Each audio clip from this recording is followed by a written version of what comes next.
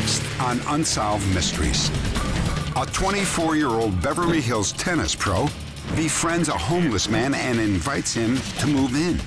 Shortly after, the young man is missing. Glenn and Bessie Hyde vanish on a Grand Canyon river trip. 50 years later, a bullet-pierced skull turns up near the river.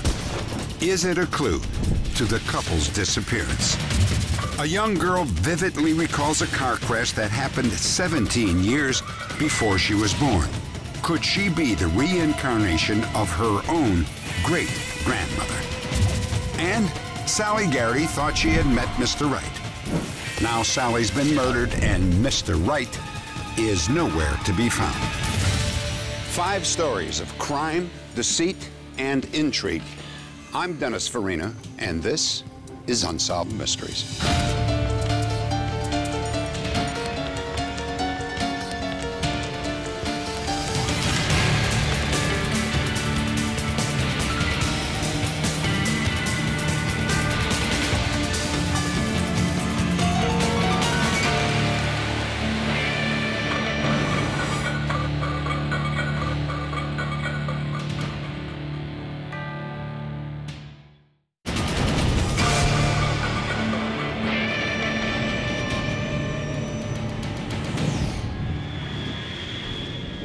Beverly Hills, California, one of the nation's wealthiest communities, filled with glamorous people living a life of luxury. But there is another side to Beverly Hills, a growing population of homeless people that live on its affluent streets. And one of those homeless found a surprising friend in 24-year-old Adam Hecht. Adam was born into Beverly Hills luxury, the son of a successful Hollywood producer. He spent his childhood surrounded by movie stars, mansions, and privilege. After graduating from Beverly Hills High School, Adam made his living as a tennis instructor. All who knew him recalled a bright, independent, and friendly young man. And then one day at breakfast, Adam's brother noticed that he seemed different. In front of the restaurant, they met a street person, apparently blind in one eye. Double the orange juice. A few minutes later, Adam left the table and went back outside. Adam said, "Excuse me." He went outside and started talking to this person. And I could see through the blinds, and I couldn't understand it, and was quite surprised. I didn't understand what was his reason for being out there. What was all that about? Oh. So we went on, had our breakfast, and when we finished, we left. I went to my car.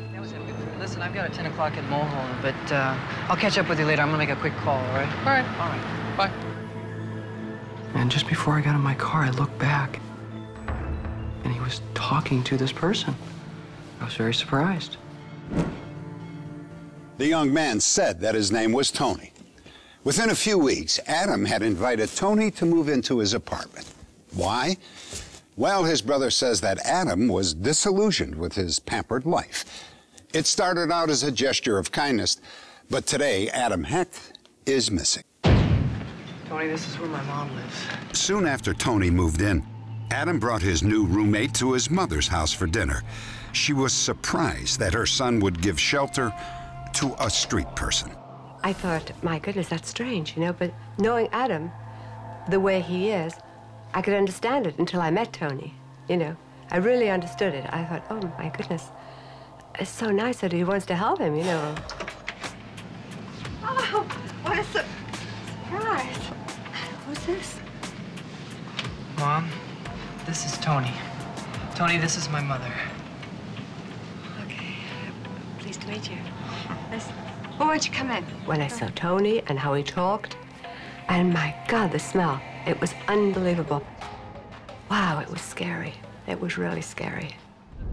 During the meal, Tony began to wave his hands over his food as if he were blessing it. Adam was very much wanting to talk about Tony, and they seemed to have a good relationship. Adam seemed to understand Tony, and I was led to believe that Tony was being very kind to Adam as far as, you know, helping him grow up as a person, mature. That's what he said to me. He's helping me mature as a person. Adam, he was an elite, preppy businessman, you know, drove a great car, taught tennis. And then he met Tony, and it just all changed, and he became a mystical person, and I didn't know him anymore. How's it going? With Tony by his side, Adam began to visit a homeless area of Los Angeles and often stayed out on the streets at night. I know that when Adam sets his mind to something, he really goes wholeheartedly into any type of project. Part of me was torn because I felt for what he was trying to do. I mean, it was a very noble thing. Hey, Tony, I got some food and stuff in the back of my car. Maybe help me pass it out? Okay, cool, let's go. His involvement with street people increased when he met Tony. I think started to understand their problems. There's gonna be some food coming up in the front. Make sure you guys get some. Yeah. All these things you have, Adam, it's not what counts. What counts is what's inside. Tony and Adam also shared in strange, mystical rites invented by Tony.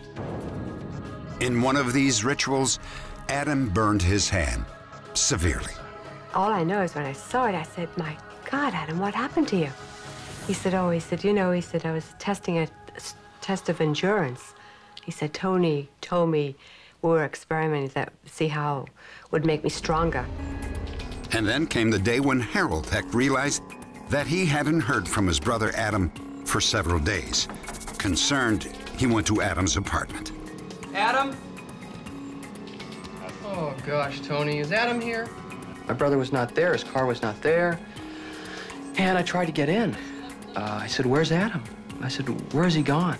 And in his strange way, he did not answer that question or seem to really know. Everybody's really worried. Will you let me in? Let me in. It's really hot in here. Let me in the door.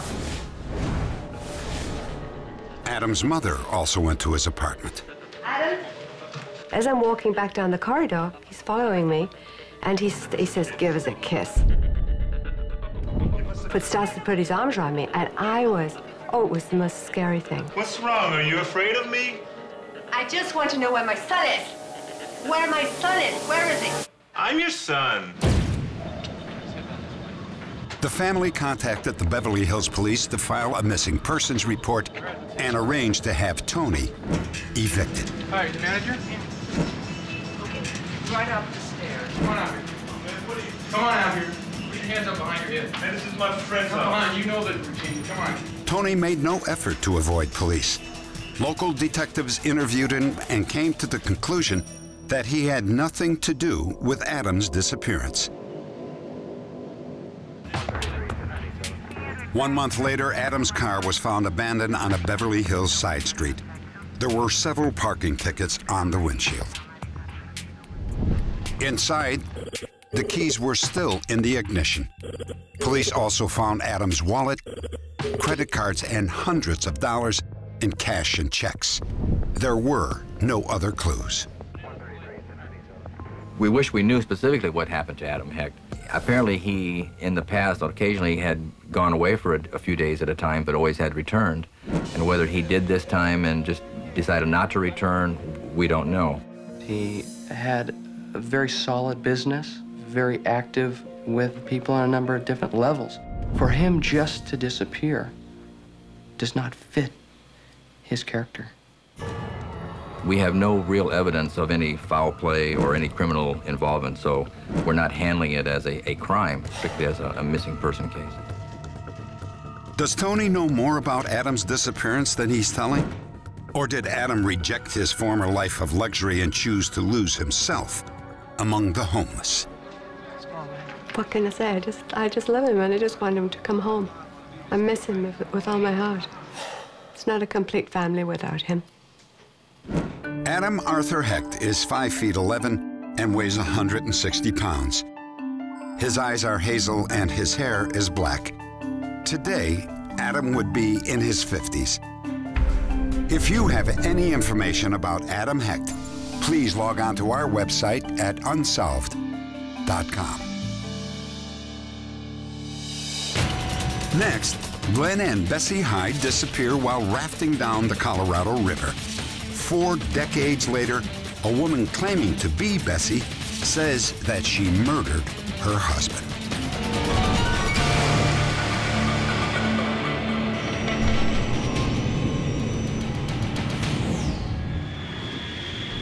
Grand Canyon, Arizona. The Colorado River runs some 1,400 miles through 5 states. More than 250 miles cut through the Grand Canyon. Some of the rapids were once considered the most dangerous in the world. In 1928, 2 newlyweds set out to navigate this treacherous white water. They were never seen again. Emery Kolb, a Grand Canyon photographer, was perhaps the last person to see them alive.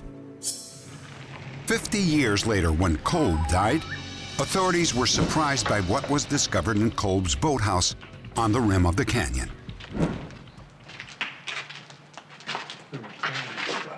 Carefully hidden away in a canoe was a single human skeleton. Upon close examination, it would show evidence of a violent death. Whose bones were they, and who killed the victim? It would be nice to know who this individual was. Somebody is missing, somebody was out there, and there may be friends or relatives who would very much like to know who it is. The disappearance of the honeymoon couple and the discovery of human remains in the boathouse happened almost 50 years apart. And yet many people believe that there could be a connection. Glenn and Bessie Hyde were married in Twin Falls, Idaho, when Glenn was 27 and Bessie was just 18 years old. That fall, they built a boat for a special honeymoon adventure, a trip down the Colorado River through the dangerous Grand Canyon. Glenn, it turns out, was a thrill seeker. Glenn wanted to make a record run through the Grand Canyon. He wanted to do it in a homemade boat. He wanted to do it with a new bride who had never been on rivers before, and he wanted to do it without life jackets. In the fall of the year, about 6 months after they were married, they were in Green River, Utah. An experienced riverman at Green River looked at the boat, and he thought it looked to him like a coffin. The Hydes navigated the first half of the river in just 26 days, a new record. With the most dangerous stretch still ahead, they stopped to see local resident photographer Emery Kolb, well known for his stunning photos of the Grand Canyon. Kolb had navigated the rapids twice before and was considered a legend on the Colorado. Everybody that I know that was interested in the river at all the years I was there, first came and talked to Emery Kolb. No woman has ever traveled the river. By the time the Hydes visited Kolb, Bessie had grown tired of the river trip. Especially the idea. Emery tried to warn them about the dangers ahead. He suggested that they stay with him through the winter and postpone their trip until the weather improved. I just don't think you should do this trip. You know, I've mentioned this to you.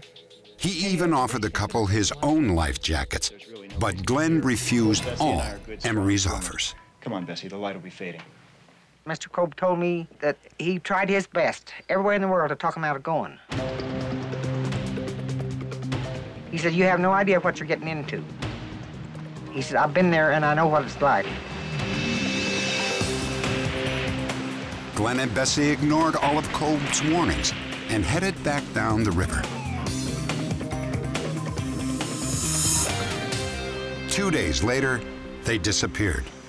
Army aviators flew into the canyon and spotted the empty boat below a year-round stream called Diamond Creek. Emery Kolb was asked to lead the search party to find the lost couple. But all he ever found was their boat, without a scratch on it. Glenn!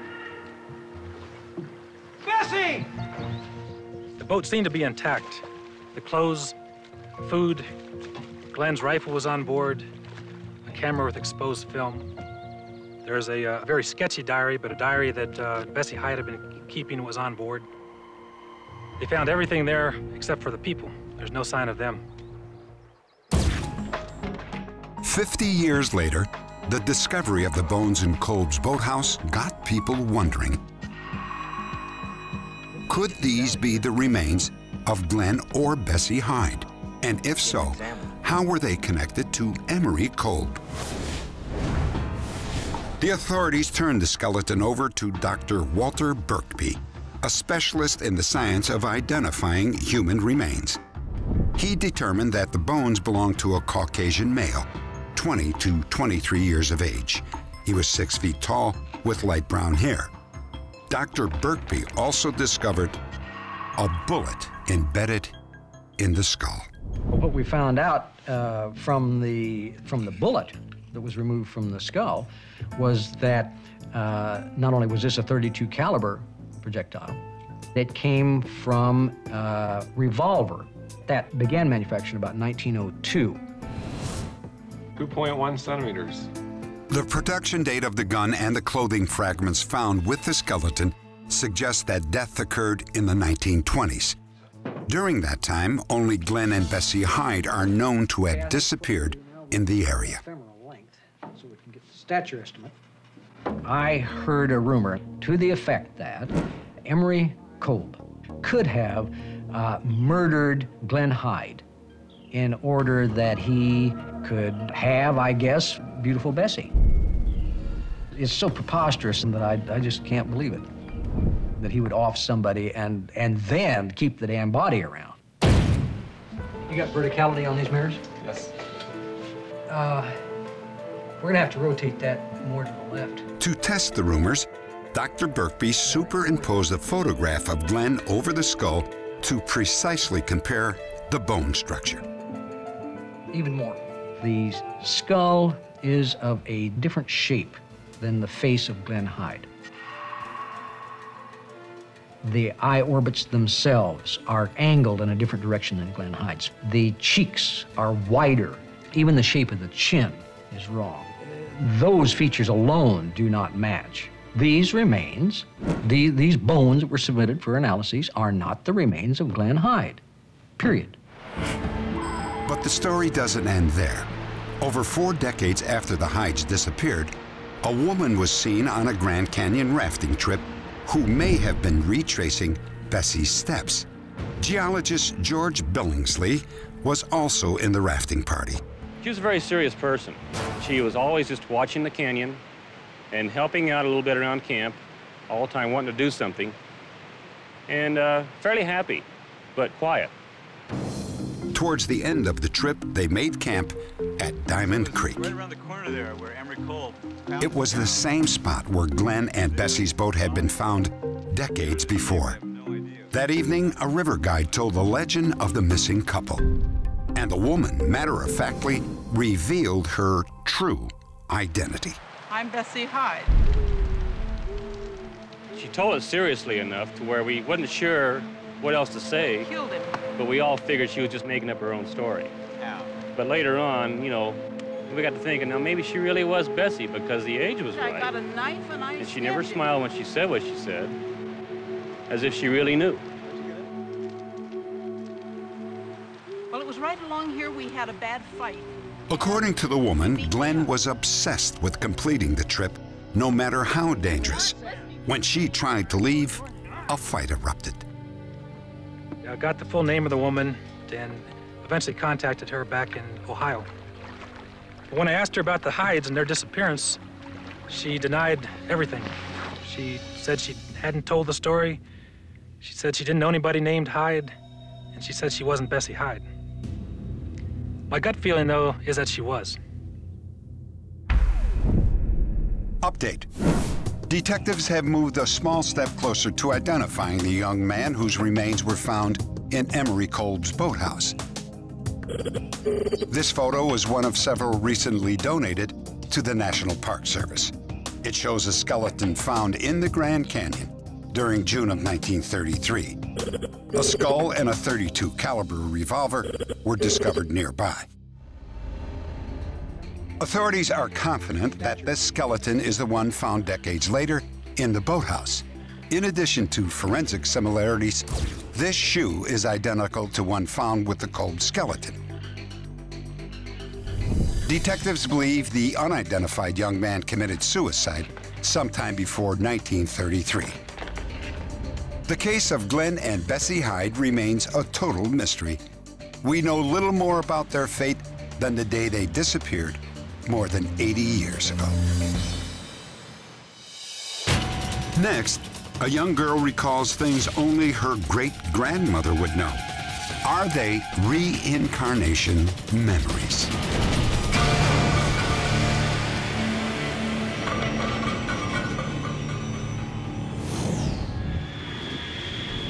Crofton, Maryland.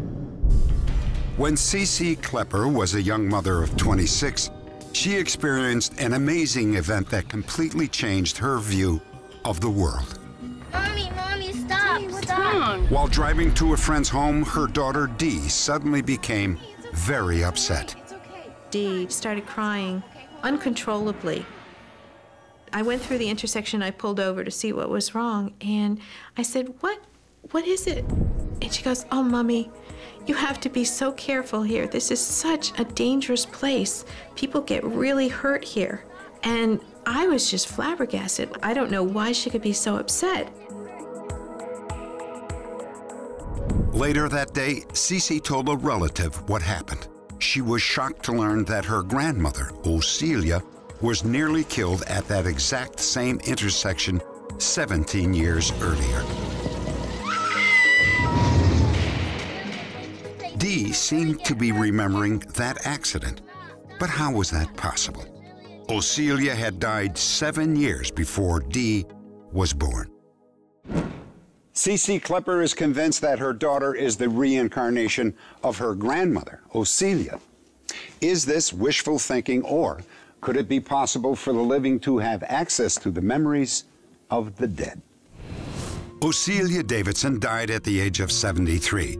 Her great-granddaughter, Dee Klepper, was born 7 years later. At first, Dee appeared to be a perfectly ordinary child, but as she grew, she sometimes behaved as if she was actually her great-grandmother, Osilia. We were in the grocery store, and there was an older woman who came over. Mommy, there's my old friend.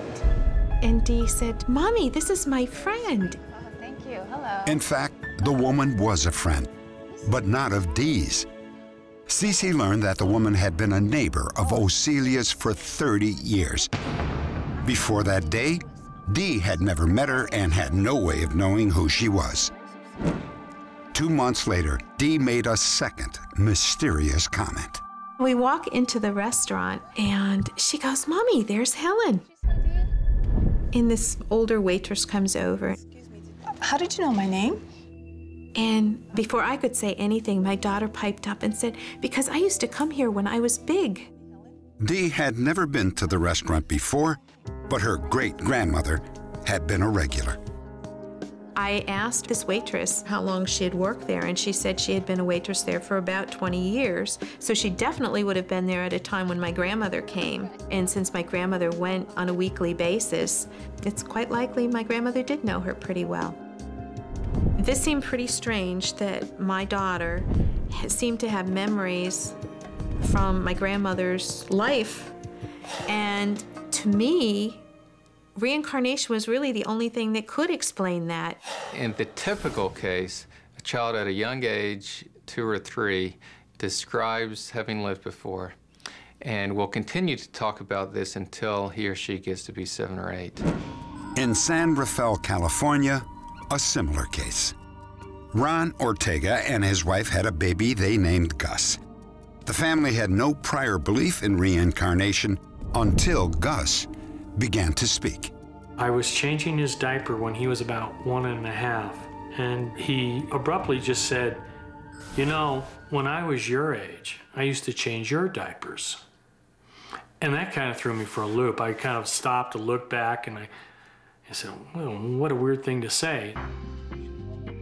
As Gus got older, he made more puzzling references, often talking as if he were grown up.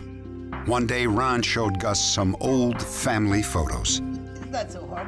One of the photos was a class photo of my father when he was about 10, with about maybe 15 or 20 other kids.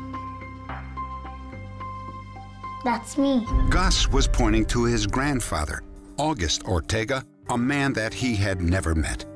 August had died 1 year before Gus was born, and the child had never seen a picture of him. And now Gus was picking August out in photo after photo and claiming that he was August in a previous life. He was shown a picture of my family's business, and when asked what this was, he said, "That's my shop." He said, "I used to be big, and now I'm a kid again." And he was giggling when he was saying this. I mean, it was just like, isn't this great? This is absolutely cool. If that wasn't strange enough, Gus soon began talking about a tragic event in the Ortega family's past.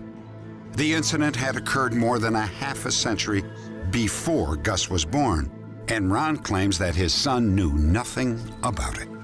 He said, "I had a sister, and she died. She's a fish, and bad guy made her die." August Ortega's sister had been murdered by her husband. He wrapped her body in a blanket and dumped it into the San Francisco Bay. That blew me away because there was no way at all that this kid could have known anything about that. Over the years, Gus's memories of his grandfather have slowly faded away. Experts say that most children who remember past lives usually lose those memories by the age of 7. We certainly have not proven reincarnation. In fact, we're not even attempting to. I think what these cases can do is open our minds a little bit where we may not understand everything about how the world works, that there may be more to life than we really know. Next, police need your help to find a man suspected of killing his girlfriend and beating her 60-year-old aunt.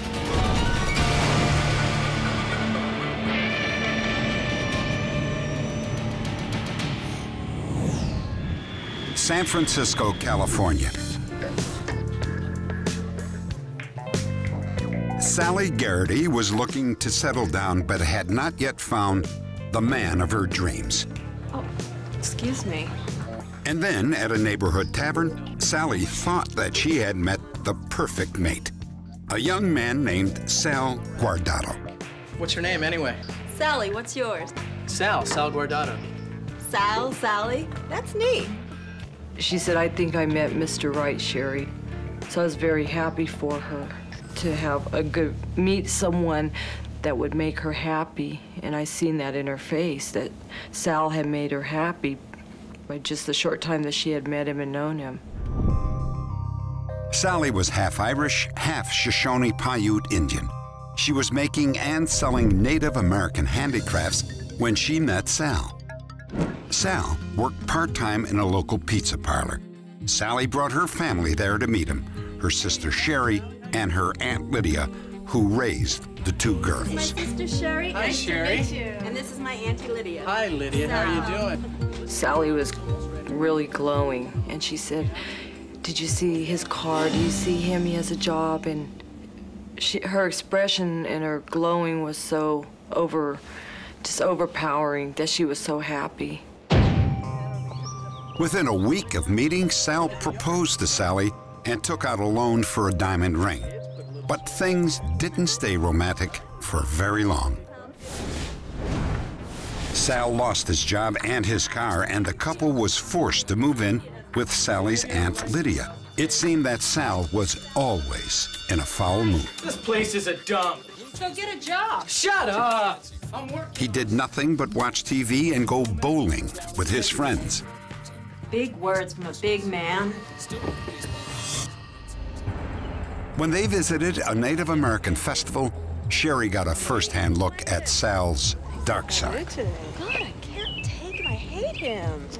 I don't want to be with him anymore, and he just... That was the first indication to me that she wasn't happy with him. So do you want to tell her?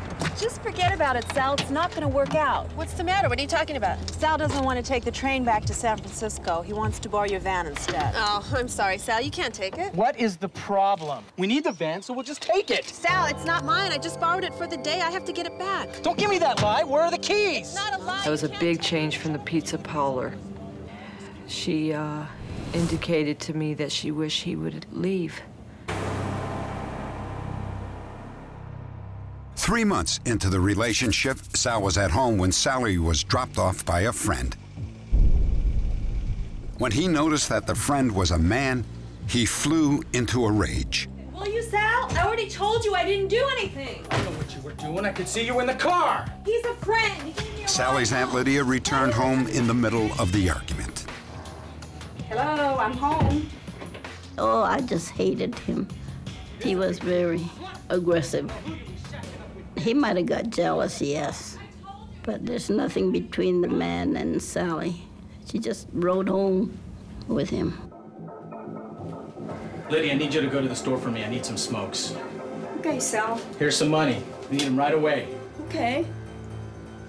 He never asked me to do anything for him. He just wanted me out of the house that day. When I think about it, I think that's what he wanted, me out. Sally? Sal? A short while later, Lydia returned. I didn't see anything when I came back. It was so quiet. Then the TV was on, so I just sat down on the day bed and thought, well, I better watch the news, because it was coming on. I heard the bedroom door open, and I didn't hear nothing else. I just kept watching the news. He tried to strangle me, but I wouldn't let him. I started fighting him. Before I know it, I got hit on the head.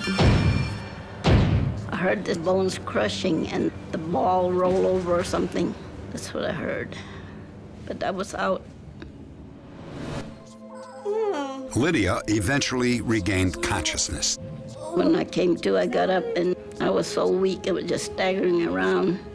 And then I went in the bedroom. My niece was laying there.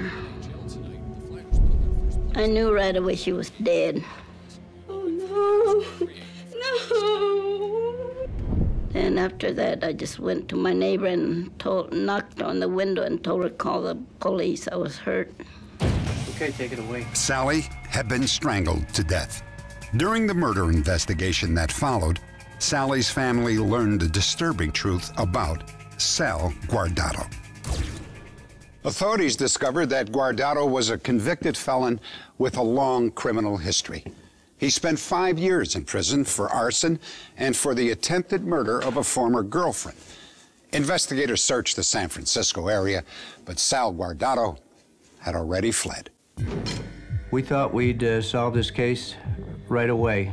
We had the FBI involved, we had local law enforcement involved. We had all the tools, and we just couldn't find out where he'd gone or where he was. It boggles the mind to understand how we avoided this all this time. In the Native American beliefs, our culture, we believe that if someone's life is taken before they're ready, their spirit can't rest until justice is served. So Sally's spirit, we believe, isn't at rest until Sal's will be caught and put to justice. Salvador Nunez Guardado is 5 feet 10 inches and weighs 210 pounds. He has black hair, brown eyes, and a tattoo of a heart and arrow with the name Rachel on his upper right arm. Authorities believe that he may be living in Florida. If you have any information, please log on to our website at unsolved.com. Next, 2 teenage girls and their mother are found murdered after setting out on a boat ride. And now Florida investigators are hunting down a serial killer.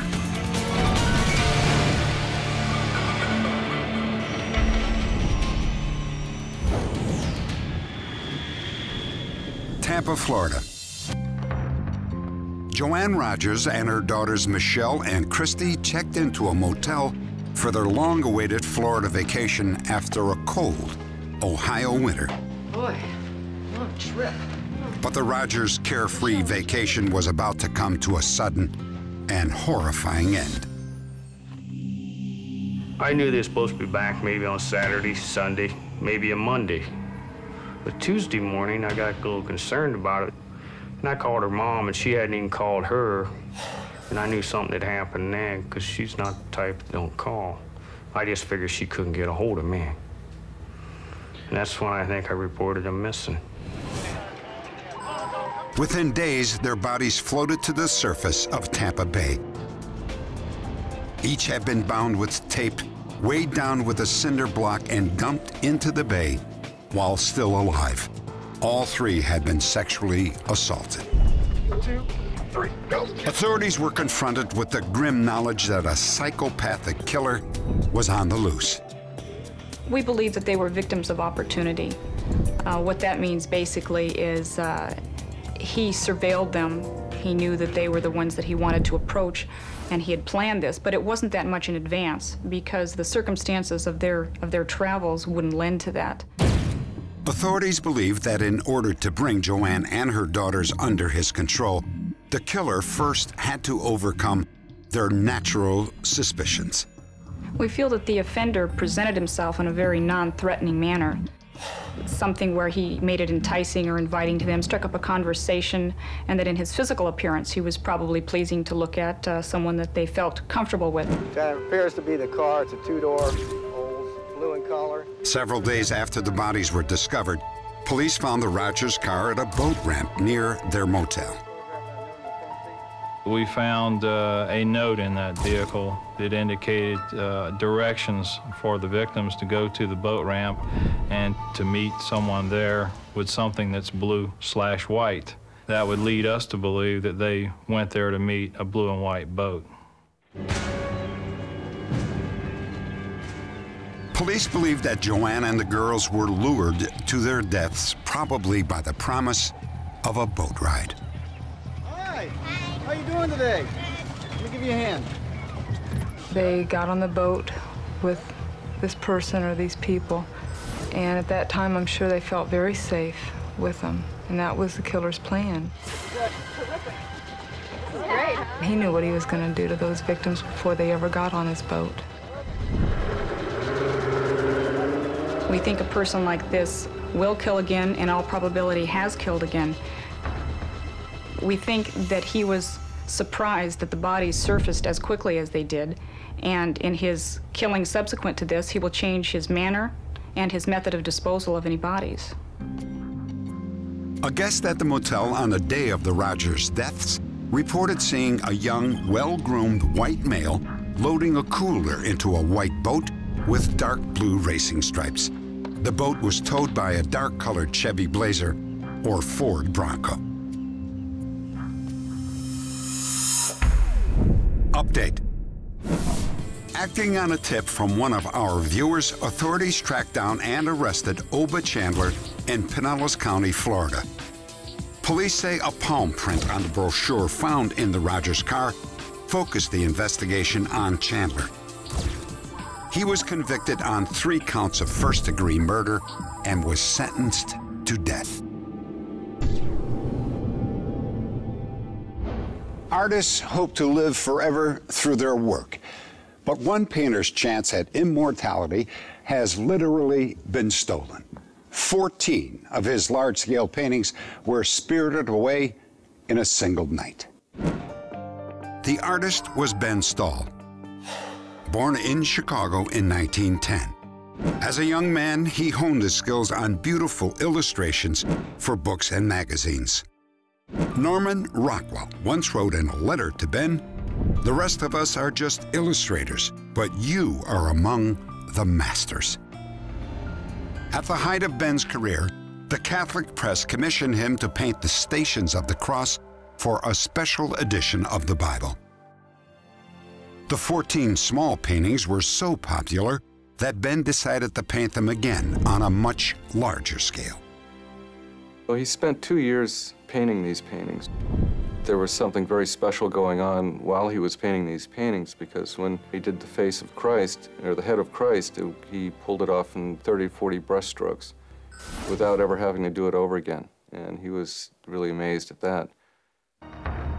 With the paintings completed, Ben opened the Museum of the Cross so that the public could enjoy his work. It was almost holy. I mean, it's just the atmosphere of the museum. And people would come out with tears in their eyes. It was very moving for a lot of people.